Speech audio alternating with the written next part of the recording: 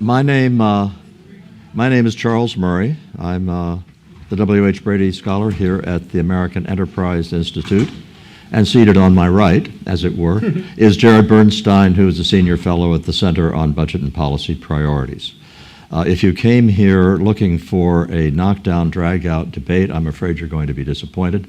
The fact that we don't have a moderator is an indication that actually Jared and I generally enjoy talking to each other about issues on which we disagree.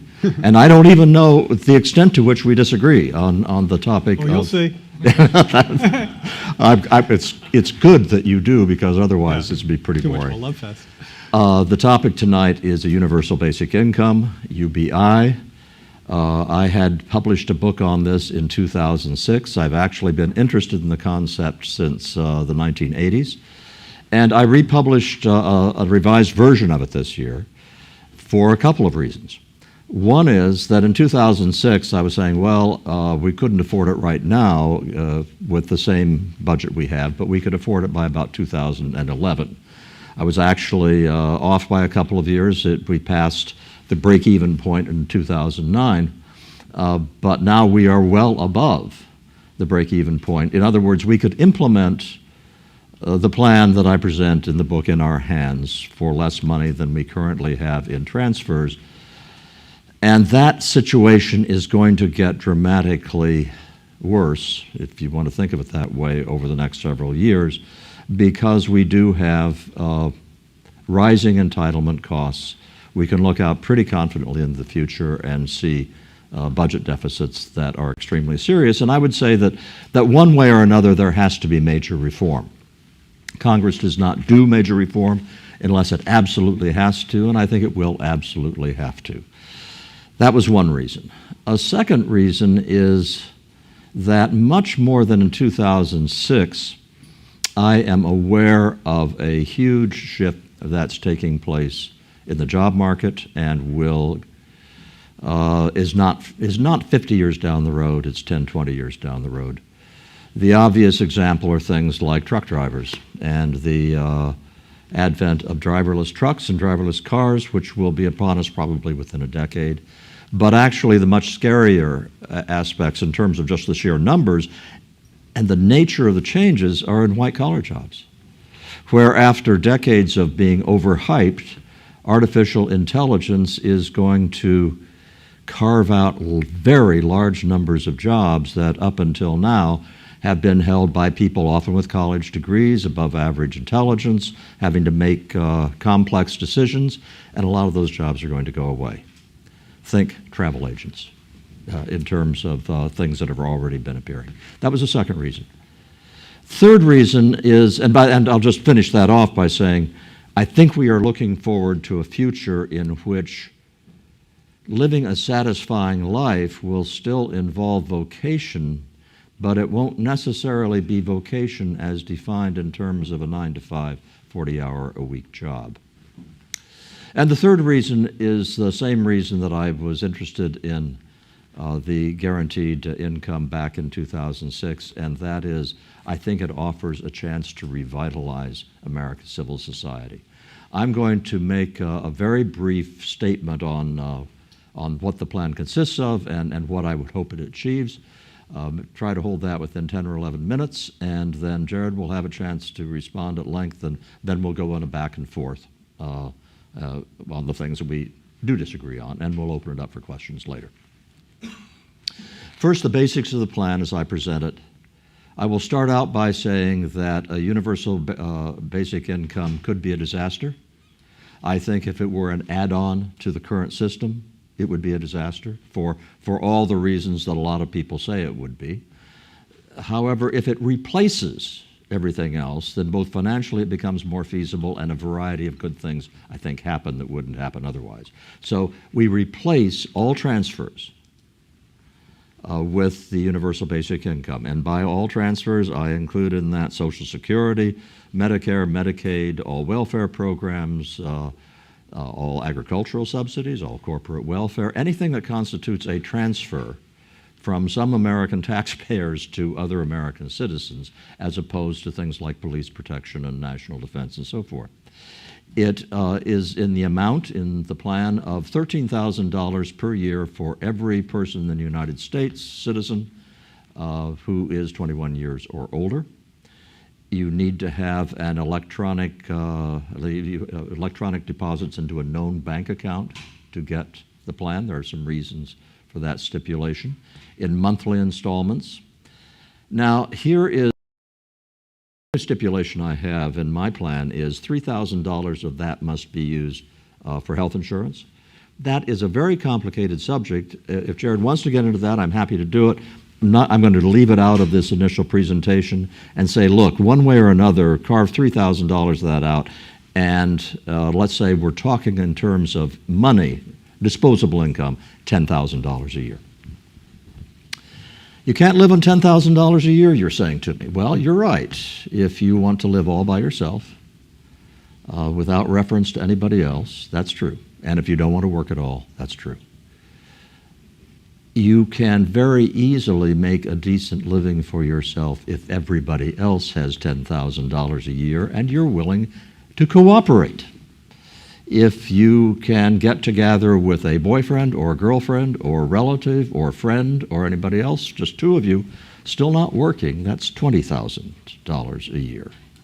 If you hold down a minimum wage job, let's say a $7.50 an hour job, and you work for 2,000 hours in a year, that's $15,000, so that's $25,000.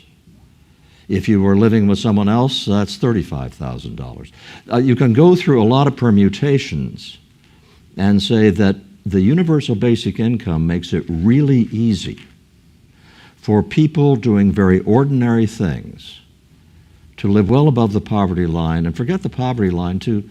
It makes it easy to get into the middle class. If you have a couple where you have a $20,000 increment and some fairly low-paying jobs, you're getting into middle-class incomes.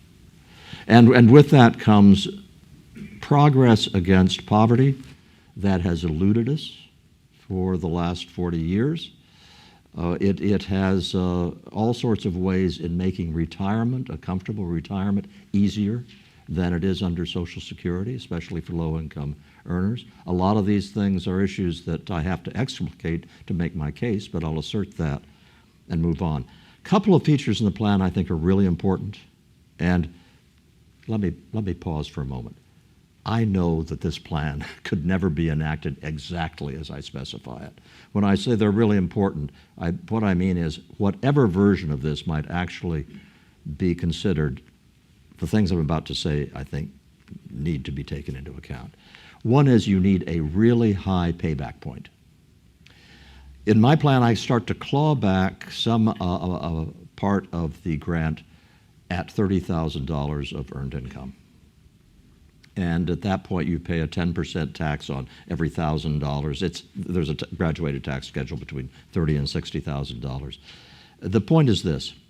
Current programs have terrible marginal tax rates, so that if you have Medicaid and some forms, food stamps and some other forms of assistance, it can be very dicey for you to get a job because you lose those. If you are on disability, and I think the people in this room are aware of the massive increase in the disability program, which includes lots of people who may have a real disability for certain kinds of jobs but could easily hold other kinds of jobs, they cannot go to work without jeopardizing what they in fact have as a guaranteed lifetime income, and quite naturally a lot of people don't want to do that. So if you have the high payback point, you sidestep all of those traps, and you really lure people into working until they can't afford to quit. So that if somebody has been working at a job and gotten raises and now gets up to $30,000, they have a net of 40. At that point, I don't think very many of them are going to quit working because they have to start paying a small amount of the grant back and go from a $40,000 a year lifestyle to a $10,000 a year lifestyle. Let me move on from that to a brief outline of why I say that I think a UBI offers a chance to revitalize American civil society. It's a complicated argument in a lot of ways. Let me put it in terms of one of the things that's most commonly brought up to me as a reason you don't want to do it is that you're going to have people who drink up their money before the end of the month, and if you've taken away all of the government programs to deal with this, what's going to happen to these people? And what's going to happen is that they're going to have to seek help. But it can't be going down to the bureaucracy downtown. They're going to have to talk to the girlfriend, the boyfriend, the relative, the friend, the Salvation Army, and say, I'm tapped out, gee, I don't have anywhere to go, you got to help me. You have changed the dynamic. The person who is doing that no longer is a victim who has no resources. America does not have a history of letting people die in the streets, and friends don't have a history of letting friends die in the streets. And so here's the kind of response I envision, which I do not think is naive. I think it's entirely practical. That you're going to have, let's say it's the girlfriend, say, okay, I'm not going to let you starve, but don't tell me that there's nothing you can do, because I know the first of the month you've got another 800 some bucks coming into your bank account. It's time you got your act together. Multiply that kind of interaction by millions of times every day around the country in terms of people who have human needs. And what I'm saying is that dealing with those human needs is going to be pushed down to the level where you have the best chance of getting an effect. Because if there is one thing that anybody who has ever worked with people with serious problems knows, it is that some people need a pat on the back and a helping hand and sympathy, and other people need a kick in the pants.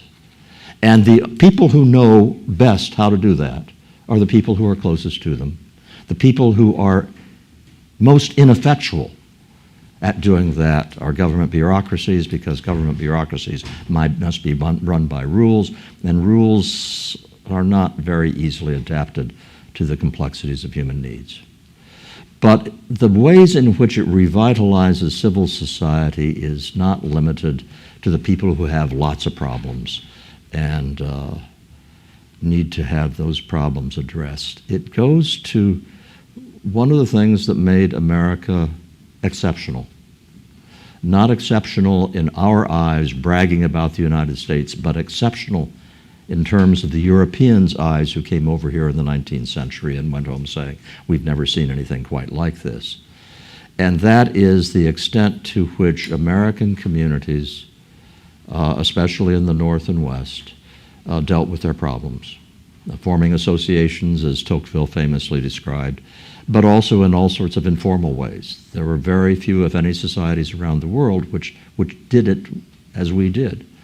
I have sometimes made the case, and tried to document it with numbers, that if you took the philanthropic efforts in New York City at the end of the 19th century, I am willing to go to the wall saying the amounts of money and effort spent on those were far more than the tax base of New York City could have ever matched in terms of government services if they decided to do government programs. A lot of that has gone away. I want to see that come back, because that is the stuff of life of communities. That's what makes living in a community rewarding, in the same way that you worry about what makes a vocation rewarding, what makes a family rewarding. And the title of the book, In Our Hands, comes from that concept of putting life back in our hands as individuals, our hands as families, and our hands as communities. So I'll stop there, turn it over to Jared. Well, thank you, Charles. It's a pleasure to hear you talk about civil discourse, because I consider you a master at that on one-on-one. It's one of the reasons I enjoy interacting with you. A couple of books ago, Charles wrote a book called Coming Apart, which I read at the time, and I liked a lot of what I read in there, and I didn't realize it at the time. I'm not sure if you did, but it very much presages a lot of the dynamics in the current election, in my view. And if you haven't read that, you should go back and look at it. This current book, I have many more disagreements with.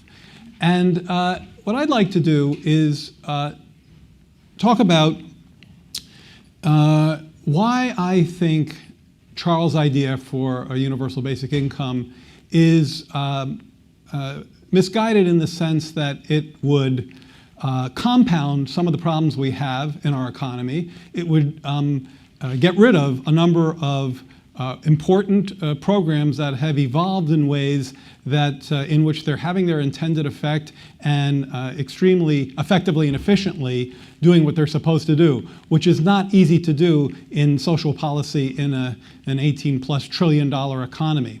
A lot of my reaction to reading in our hands this edition was what we have is not broken, don't fix it, and the fix is a lot worse than the current system. And then I want to talk a little bit about this notion of jobs and the kind of the future of work, because here Charles is part of a larger movement wherein many social and economic commentators are very much concerned about the future of work from the perspective you heard from Charles, and thinking that UBI is a solution to that. I'm going to disagree with that, but I'm going to try to end, and this will all take 10 minutes tops, on a note of agreement. Areas in which I think Charles plumbs, as he always does, something worth elevating and perhaps agreeing upon if we can. I have a pretty significant wrinkle that I'm going to dangle in front of you and see if you nibble. So this may be somewhat of an apostasy here at AEI, but I will assert, based on extensive evidence, that Social Security, Medicare, Medicaid, the Affordable Care Act, and the safety net are all working very well, having their intended effects efficiently and effectively. There are certainly aspects of those programs that need work. As Charles suggested, solvency issues must be resolved for the large social insurance programs. But in the very first page of his book, he says, suspend political disbelief, which is actually a very reasonable thing, because if you're going to read about a really very, very large game changer like a UBI, you kind of have to suspend political belief. Unfortunately, if you're talking about almost any policy change in this town these days, you have to suspend political disbelief. But I would argue that, in fact, achieving the solvency of the big social insurance programs is a less heavy lift than getting to any of these kinds of changes that Charles is introducing. So I hope in our commentary I can say more about this, but let me just start out with Social Security and work my way through that list quickly. Social Security. In the absence of Social Security, elderly poverty would be about 44%. Social Security takes it down to about 9%. The administrative cost of Social Security used to be 2% of benefits paid, which was already far above any kind of private sector retirement program of the type that Charles is implicitly advocating for. It's now down to 0.5%. The administration of Social Security is 0.5% of benefits paid. Social Security, risk-adjusted, provides the same returns as the kind of stock market investments that Charles touts. And by risk-adjusted, I mean what you have to factor in, and I didn't see this anywhere in our hands, is the inherent risk in putting a retirement account in the stock market. We had this debate during the private account days of G.W. Bush, and one of the reasons it went away, I was happy to see, was in part because the market kind of tanked around when we were having this debate, which reminded people of the importance of accounting for risk when we're talking about a pension program. Social Security, a guaranteed pension program. Charles also says nothing about transition costs, which are huge when you're moving away from Social Security to something more variable. Medicare. Medicare not only is, like Social Security, a deeply beloved program, so I think you'd have some real headaches trying to deal with that aspect, with getting rid of that, but it also is, again, a highly efficient program. And Medicare, if you look at the costs of the cost increases, and of course, if you want to ask where are our fiscal pressures coming from, they are from precisely cost pressures from healthcare in particular. You will find that consistently, year in, year out, Medicare and Medicaid grow more slowly than the cost of private health coverage, even controlling for age and people's medical conditions. So again, a highly efficient program. Now, what about the ACA? Well, two things. First of all, do yourself a favor, it's not hard to find. Look at a plot of the uninsurance rate, so the share of the population that lacks insurance.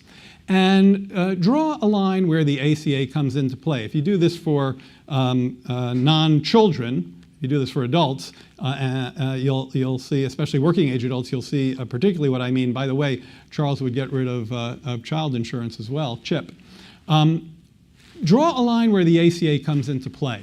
You will see that after ticking up for year in, year out, the uninsurance rate drops off a cliff. It was 16%. You want this to go down because it's the rate of people that are uninsured. It was 16% in 2010. It's about 9% today.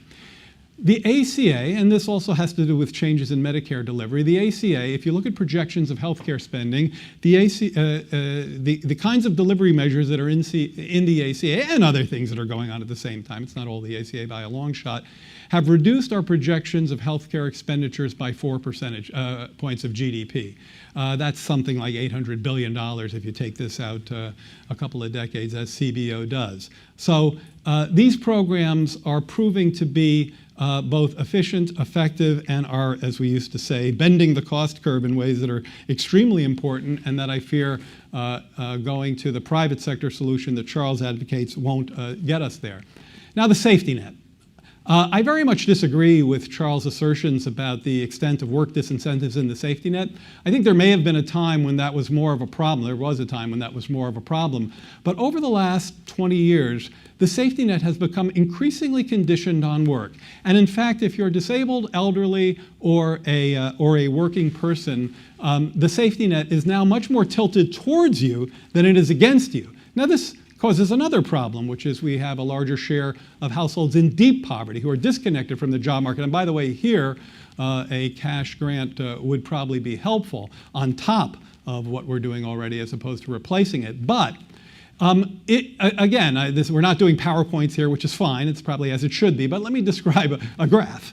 If you look at the poverty rate, and not the official poverty rate, which is often cited in our hands, I think incorrectly, but the poverty rate adjusting for all the things that we've done to increase the anti-poverty effectiveness of our safety net. So the earned income tax credit, the child tax credit, the expansion of nutritional support, those aren't in the official rate, but they're in the supplemental rate. And the supplemental rate has come down from about 26% in the late 1960s to about 14.5% today. It's about a 45% decline in that supplemental rate. Moreover, look at how it performed in the Great Recession, the deepest recession we've had since the Great Depression. It barely budged, especially for kids. That means that the countercyclical impact of the safety net is more effective than it's ever been before. 2 more points, and then we'll turn things back over to Charles. It is simple math that if you're going to take a system, the system of transfers, which is disproportionately tilted towards those at the lower end of the pay scale. So it's simple arithmetic that if you're going to take a transfer system that is disproportionately targeted at poor and low-income people and distribute it among pretty much everyone, you're going to dilute the distributional impact of the transfer system.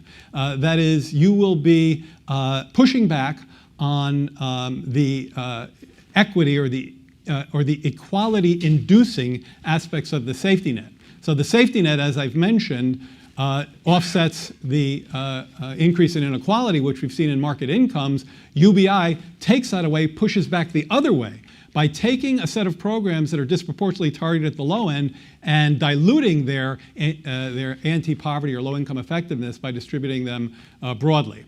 And finally, on jobs. Now, here's the thing. Charles and the kinds of robots are coming for our jobs crowd may be right, nobody knows. And I want to stipulate that, and Charles doesn't say things lightly, and so I want to defer to certainly the possibility that the future will be different than the past. However, it is true that Luddites have always been wrong, and the idea that the future that technology will be unemploying inducing in the future has never been correct. But here's why I'm so specifically doubtful about this claim in at least the near term. If, in fact, technology or labor substituting capital, if in fact capital that substitutes for workers, that substitutes for labor, was entering the workforce at an accelerating rate, we would see productivity growth accelerate. Okay? Productivity growth is nothing but output per hour, labor hour, output per hour of work. So if we were creating more output with less work, which is what the technologists tell us is the symptom of this, we would be seeing productivity accelerate. Instead, we've seen productivity decelerate, and significantly so. In fact, I'd argue it's what we really should be arguing about up here, not so much UBI. And that is prima facie evidence that there is something wrong with this hypothesis. Now, that's very near term. And folks talking about robotics in the future of work are looking around distant corners. We've never been right about those distant corners. I'm afraid we're probably not now. But certainly you can't find any evidence that would lead you to believe that you'd want to take apart a system that I think is working extremely well, replace it with one that is inequality inducing and less effective. I'll save my areas of agreement, because I have one that I agree with that we'll get to later, just so let me stop and let you react. Sure. And I'll not try to react to everything you said, because then we'll be speaking in 15-minute chunks. Okay, so we have these efficient programs. We are spending state and local and national altogether about $2 trillion a year in transfer payments, and we still have millions of people in deep poverty. We still have millions of people without insurance, health insurance. We still have an intransigent set of people who are unable to live decent existences despite all of these efficient programs. And I guess that the thing that I will skip over the fact that I have an entire appendix on transition costs. That's okay that you didn't read that, Jared. Reading appendices is asking a lot. And I will skip over that I never make a big deal out of the cost of the bureaucracies that administer these programs. I don't make a big deal out of that. Let's think about a guy who is low skill, and he's never going to be anything except low skill. And so if he gets in the labor market and stays in the labor market, he won't stay at minimum wage, but let's say he's going to be $10 an hour. And he works 1,500 hours a year, so that's $15,000. That's means that his $10,000 doesn't quite double, but boy, does it augment his income. That same guy under the current system, what can he get? He can get, you know these numbers better than I do, he can get some food stamps, he can get some other kinds of minor help. He doesn't get anything close to 10 grand every year in terms of what he can do. And entry into not just escaping from poverty, but entry into a more comfortable life is pretty much shut off to him in lots of ways, because the labor market will not pay more, a lot more than those things for really low-skill work. Now, think about marriage, which has been declining radically in the working class. Marriage, which is one of the best ways for all sorts of good things to occur. Well, all at once, if you get married and you're low income, and even if his wife doesn't work, they're at $35,000. That's a big difference from anything they'd have now. If she does work a little bit, you're up around 50 and so forth. I guess what I'm saying, Jared, is the current system is really bad at taking people who've drawn the short end of the stick on a variety of personal abilities and so forth, and giving them an avenue into which they can reasonably look forward to a good existence, and my plan does that. It's a huge transfer of money toward the lowest income groups, because I leave part of the grant, half of the grant basically, for the people who are above $60,000 in income. That's the price, the payoff to them for losing Medicare and Social Security. But I'd say that advantage of my plan is really important. Is there anything else I want to say before? No, let me just stop there and then throw it back to you. Let's go back and forth on that a little bit, if you will. So I think that the guy you just mentioned, he doesn't have a family, right? No, I started out with him not having a family, then I ended up with him having a family. Yeah.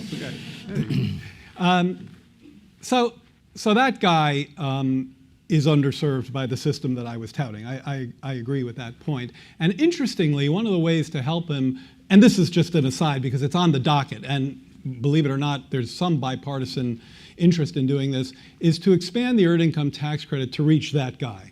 That is a single worker, take the guy Charles described, without any children, gets very little from the earned income credit, whereas a single parent with a couple of kids gets 5 to 6K max from the EITC. And in fact, I wanted to talk about that for a second. So two things.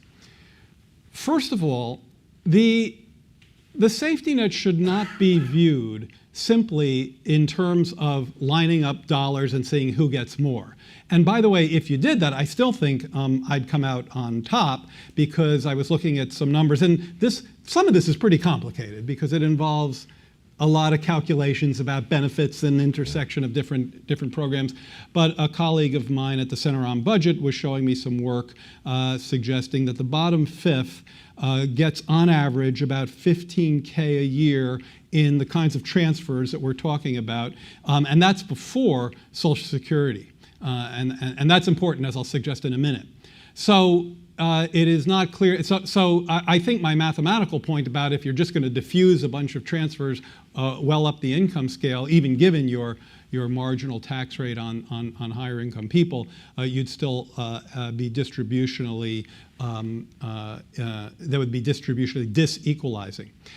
But if you look at, and we have a very nice paper that recently came out from the center that I think makes this point in a way that I wanted to be very explicit about it.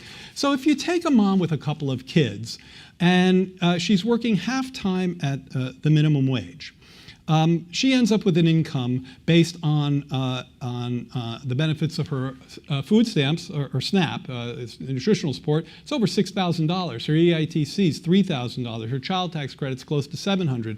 You take that person, you even take out her payroll taxes, and this mom with a couple of kids is making $17,000.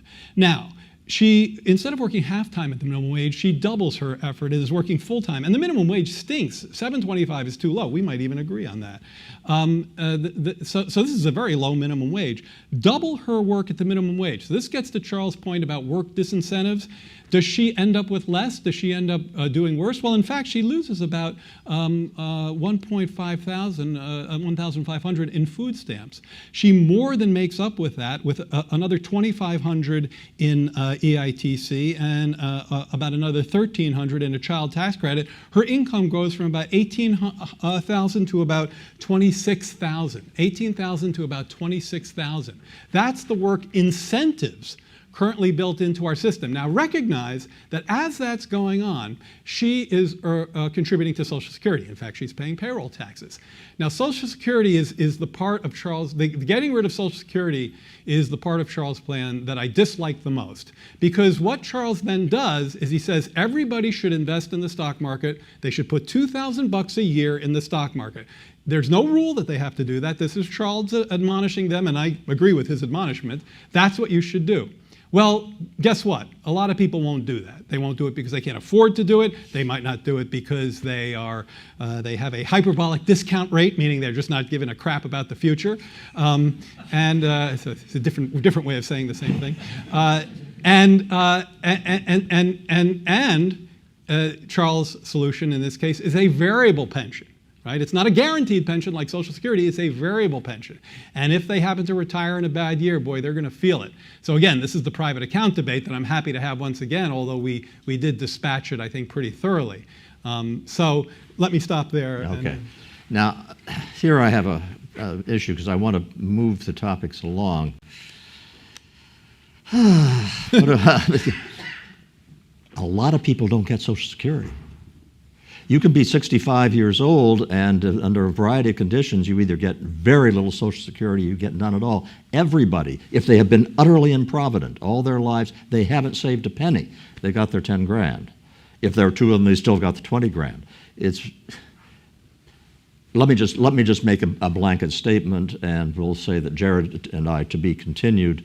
I think if you talk about putting money in the pockets of low-income people, I think I can go to the mat with you on numbers and come out looking very good. We should do. Okay, but I'm going to put that aside, and let me just bring up another topic that I want to get to, and that is the future of work and also where we stand right now.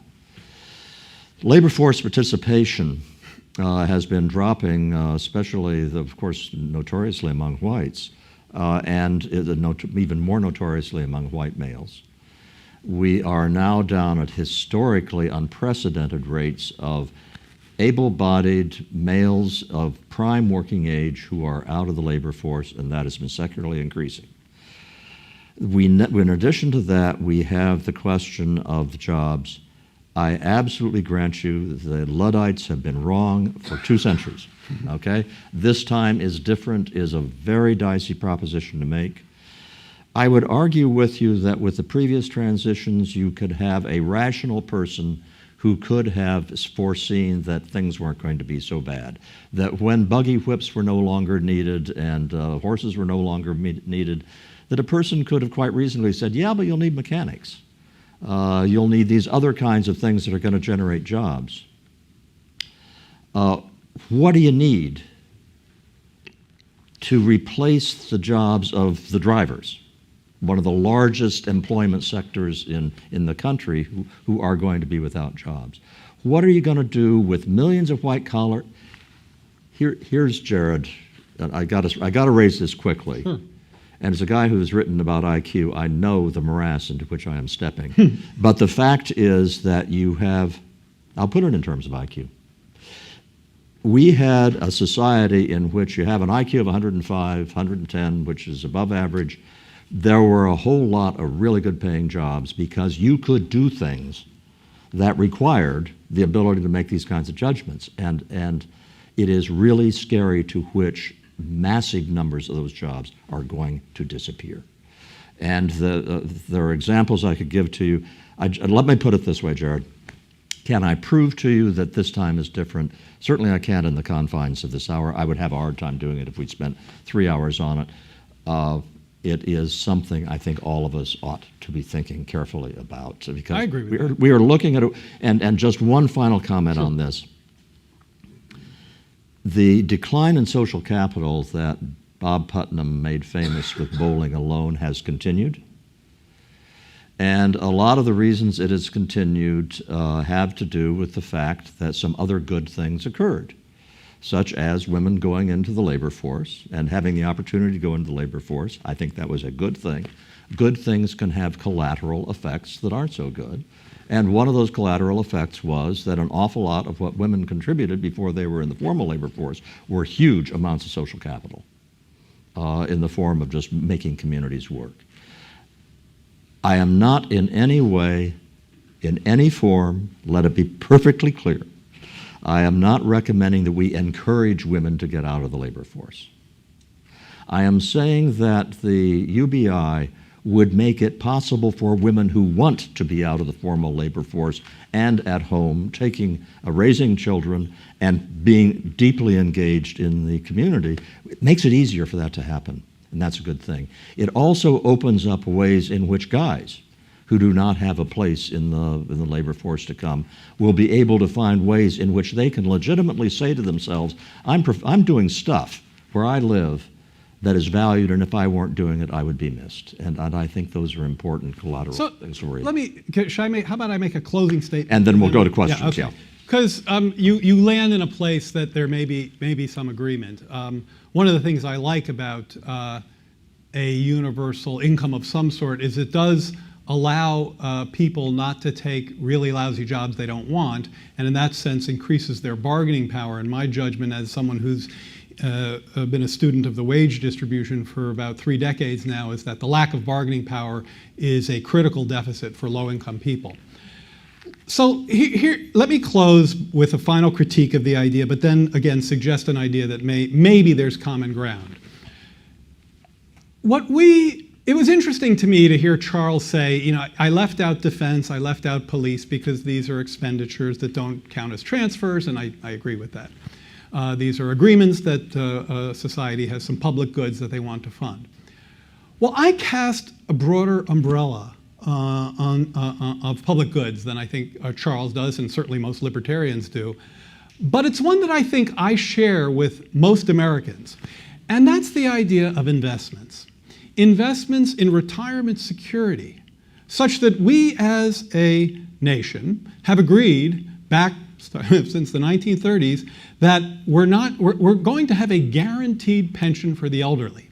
It could be improved, no question, but the idea of a variable, you're on your own pension and here's a couple of $1,000 and I hope you invested in the market fruitfully. No, we're going to have a guaranteed pension for the elderly. We're going to have health care security, and this is Medicare, which Charles's UBI also gets rid of. We're going to have a safety net that isn't just a set of consumption programs, food stamps, EITC, Medicaid, Head Start. These programs, now that we have longitudinal data over generations, have been found to work like investments. They don't just fill a belly today, they lead to less obesity, better educational outcomes, better employment outcomes, better educational outcomes, better earnings outcomes 20 years hence. So kids who grew up getting these benefits actually did better than similarly placed kids who didn't get them when they're adults. These are investment programs. We invest. And our investments are in areas where we agree, I think, that market failures will not lead to excessive elderly poverty, child poverty, health care deprivation among the elderly. So that's my signature objection to the plan. Now, about the jobs thing, and I think Nick Eberstadt is here or was here, and he has a really worth reading new book on this. I have another dissenting, I guess I have a cottage industry now of disagreeing with people from AEI, where I have a chapter where I disagree with Nick's diagnosis, but his evidence is extremely well put together. So check that out. The problem we have, and now I'm going to talk like the macroeconomist, which is how I spend my working days. The problem we have in our economy is one of lack of demand. We have output gaps, meaning that the potential for GDP is consistently been above the actual GDP. If we were fully employed, we'd be generating more output. We have been at full employment in our job market only 30% of the time since 1980. I mean, this is a massive market failure. We've been at full employment only 30% of the time since 1980. That's CBO data of like a point and click calculation you can do yourself. There's nothing devilish about it. Until we establish that we have tapped all the demand we can and used the cyclical benefits of a strong demand economy to pull people back into the job market. One of the points I made about Nick's work is that the employment to population ratio, the employment ratio, which fell so much during the Great Recession, has climbed 2/3 of the way back. It is a very cyclical variable. It's not that people are running away from work, it's that there's not enough jobs. And so I'm very hesitant, as long as we have output gaps in the absence of full employment and persistently weak demand, to sign off on a technological unemployment thesis that is disproved, that has always been wrong, and I'm especially loath to replace it with a program that I fear will increase inequality and privation. Now, here's the thing I agree on. Here we may agree. I've been waiting for this. What if, instead of a UBI, what if we had a guaranteed jobs program? I think there's a lot of work to do out there. We may disagree on that, but at least based on the numbers that I just cited, absence of full employment, macroeconomic deficits, what if instead of guaranteeing people income, we guaranteed them jobs? And I think you'll agree with me that politically, that's a less heavy lift, because people will, there are people even in this institute who will blanch at the idea of just writing checks, whereas having people work is something that's kind of more consistent with even your work if you go back to your welfare work. So what about that, a guaranteed job? Nah. Look, my problem with it is this, Jared, and that is the government's a lousy employer. What if we guaranteed private job, private sector job, where we would subsidize? That's subsidized private sector. Here's what you hear when you go to employers These are not Simon Legree's. These are employers just trying to run their businesses. And they say, all I want is somebody who will show up on time every day, doesn't take half-hour bathroom breaks every 3 hours, and can deal with his coworkers. And I'm having a terrible time getting those. And there are the stories about jobs going unfilled because employers can't find people with these really basic these skills. Yeah, They're real. And so if you had, you know what I think it would be? I think it'd be a replay of CETA. A CETA for those of you, for you youngsters, and for you youngsters in the room, this is the 1970s, very, very big Comprehensive Employment and Training Act for young people especially, and I think you'd get a repeat of that. I'm going to go right. I'm just going to go to questions now. Yes, sir. And wait for the microphone, please. Make it a question. And do make it a question, please. Hi, I'm Wen Zhenhuang from Taiwan, and I have one question. I enjoy a lot from both gentlemen's arguments, but have you ignored one big fact both of you ignore in these arguments, that people can have mobility? All of your arguments based on one American, one society. American can only have job or good life in American society. However, have you considered that some people could be more valuable in other countries? They've been more successful in Singapore. They can be more successful in other countries. Both of you have ignored this argument, right? I think that we're right to ignore it. I think that we are worried about how to make America work better. And, but make America worse can make the global better. Because more people found more valuable jobs elsewhere. Let him respond. Just the notion is that I am sensitized this year in this political campaign as somebody who's been a big fan of globalization, as I have been, saying, you know what, in the course of this, I have not been paying sufficient attention to ways in which my fellow Americans have been screwed over in ways that don't affect me. And so I am, in fact, worried about how to make America work, and I'll worry about the rest of the world later. Next question. Okay. So toward the back there, hand up, the gentleman. I thought about calling only on my AEI colleagues, but I'm not sure that would be a good idea for me on this topic. Well, thank you very much. So a strong assumption in the plan seems to be that people will either make good financial decisions or be pressured by their social networks to make good financial decisions. However, there's strong evidence in psychology that people who are in poverty actually think about money differently and think in a more immediate term sense. Anecdotally, I've seen that as a Peace Corps volunteer, and I've seen it in my friends. So in your plan, do you cite any sort of scientific evidence to the contrary? Have you taken that research into account at all?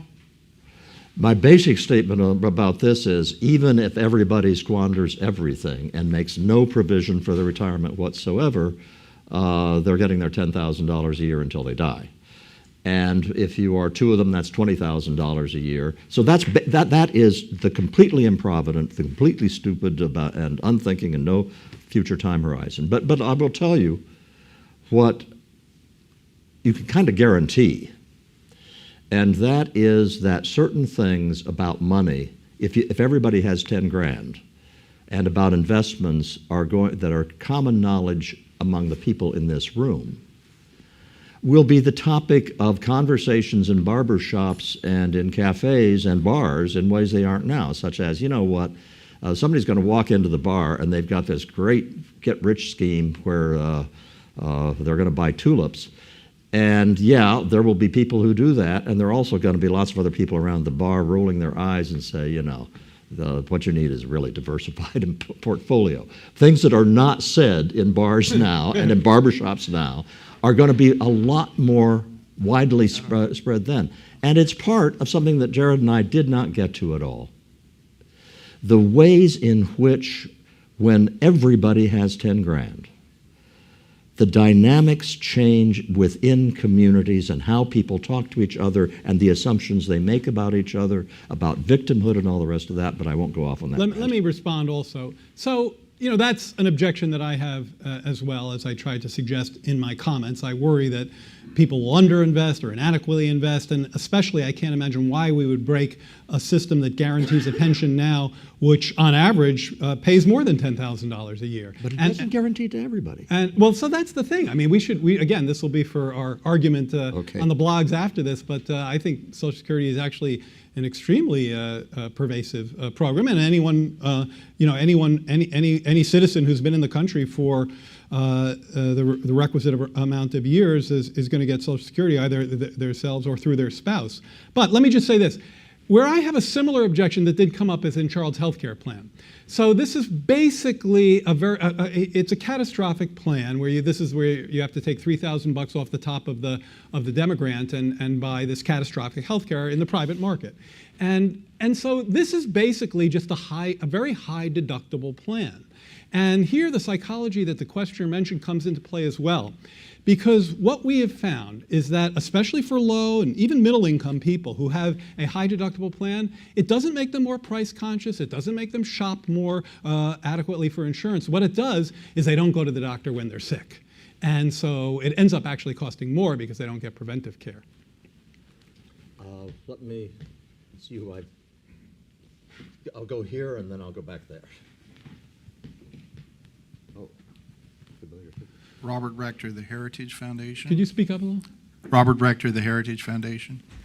I'll try to make these questions, but just start out, Charles. What he's saying about the marginal tax rate of welfare is right. You're wrong. And what you're saying about those high marginal tax rates hasn't been true for 25 years. And mainly that's because as food stamps go down, the EITC and ACTC go up, and they net each other out. And until you get to earnings of around $20,000 a year, the marginal tax rates are actually around 17%. There are a few anomalies where that's not the case, but you treat anomalies as anomalies.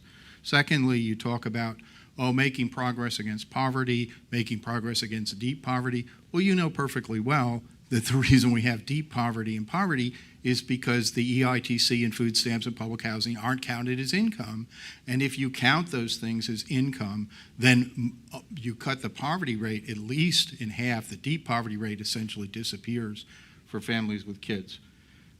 So it's a lot easier just to count rather than abolishing Social Security and Medicare as a way of getting rid of poverty. Just count what we already spend, count it accurately. But so here are two questions. Yeah. My calculations would be that if you abolish Social Security and Medicare, and were to do this to tomorrow and transfer it in your system, the cost of that in terms of lost Social Security benefits to recipients is $378 billion a year. The cost of lost Medicare benefits is close to $400 billion a year. Now, I know you have transitions and stuff, but when the popular accounts of this really don't emphasize the fact that this question, Robert. Okay, it's a huge transfer from the elderly to others. Second question. What was the first one? Here's the simplest version. The simplest. We want to seriously, Robert. We got lots of other okay. people want to ask. All right, you've made a lot of great points. So. Okay, I was going to go back. You want to respond? Or? No, I'm willing to say I've got to look at the marginal tax rates again. Yeah. Although in disability, is that true? Thank you. Sasha Gong from Voice of America. My question here, I remember in Coming Apart, you talk about the loss of pride, especially working class men's pride, which create enormous social problem. What will your plan do to the pride, especially lower class, working class pride? And would that help increase marriage, the incentive of marriage, or decrease the incentive of marriage, as you pointed out in your book? I run through the alternatives for what this will do for marriage, and there are different outcomes for different people who have different propensities to get married. I'll tell you a couple of things that I think where the incentives will be gotten right. And one of those has to do with children, having children. From the woman's point of view, today, having a baby creates an income stream. I am not making any collateral statements about her getting pregnant so that she can get the money. I'm saying having a baby creates an income stream. Under the UBI, having a baby is a drain on an existing income stream, and that's as it should be. Having a baby should be something we say, we know it's going to cost a lot of money, but we really want to do this. For the guys, it's much more blunt and much more brutal, and I think appropriately so. You now have a case where you cannot enforce child support on a guy who walks away from children he's fathered, because either he's in the gray market or he has no income or whatever. Well, under a UBI, he has a known bank account with electronic deposits, and it's real easy these days to establish paternity beyond a shadow of a doubt, and all the judge has to do is say, X number of dollars every month, it's garnished from you, you'll never see it, it goes directly to the child. You think that maybe that'll get around? You think maybe guys will see that, that fathering babies creates a drain on their income stream and it might change the incentives? So with issues of marriage and issues of pride and work in the book, and I recommend people look at it, I think there are lots of ways in which you're going to create what I like to call valued places, where people are functioning in their communities in ways which gain them the respect and give them status for what they're doing. Those are elaborate arguments I'm not going to try to say talk about here. And just jump in whenever you want. Okay, sure. Yes, right in here in front.